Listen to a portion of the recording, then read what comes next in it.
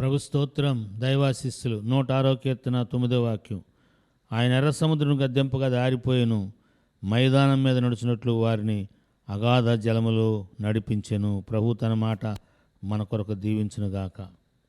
అగాధ జలంలోంచి ఒక ఆయన మొరపెట్టాడు, చేప గర్భంలోంచి ఆలకించాడు. అయ్యా, నేను పాతాళానికి పోతే అక్కడ ఉన్నావు, ఆకాశానికి ఎక్కితే అక్కడ ఉన్నావు, నేను ఎక్కడికి పోయినా నువ్వు ఉన్నావయ్యా అని దైవజనుడు మాట్లాడతాడు. అగాధ జలములలో ఆయన వారిని నడిపించెను. అద్భుతమైన మాట. మన జీవితంలో అనేకమైన అగాధాలు ఉన్నాయి.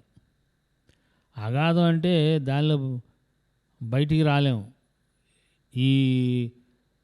ఈ తుఫాన్లు ఏర్పడితే సముద్రంలో, అదే అల్పపీడనాలు, వాయుగుండాలు, ఆ వాయుగుండం యొక్క లోపల భాగమే అగాధం. చుట్టూ మొత్తాన్ని ఉండదాన్ని మొత్తాన్ని కిందకు లాగేస్తుంది.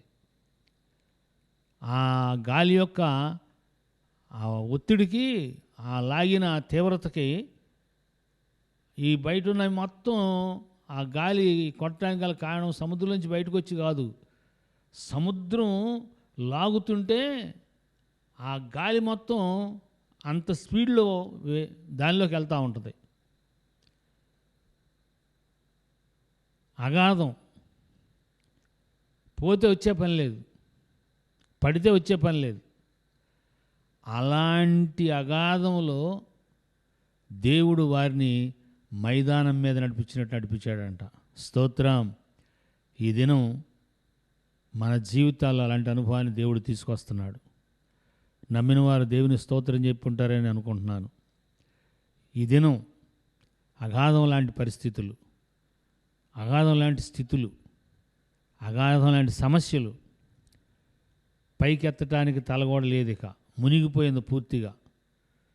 అలాంటి స్థితిలో ఉన్న వారితో దేవుడు మాట్లాడుతున్న మాట ఏంటంటే, ఇశ్రాయేలీల్ని మైదానం నడిపించిన దేవుడే ఈవేళ నిన్ను నన్ను కూడా ఈ అగాధమైన స్థలంలో నుంచి, స్థితిలోంచి మైదానం మీద నడిపించే స్థితిలోకి తీసుకొస్తున్నారు. దేవునికి స్తోత్రం, దేవునికి స్తోత్రం.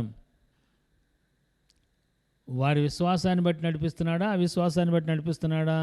తిరగబడ్డ వాళ్ళని నడిపిస్తున్నాడు.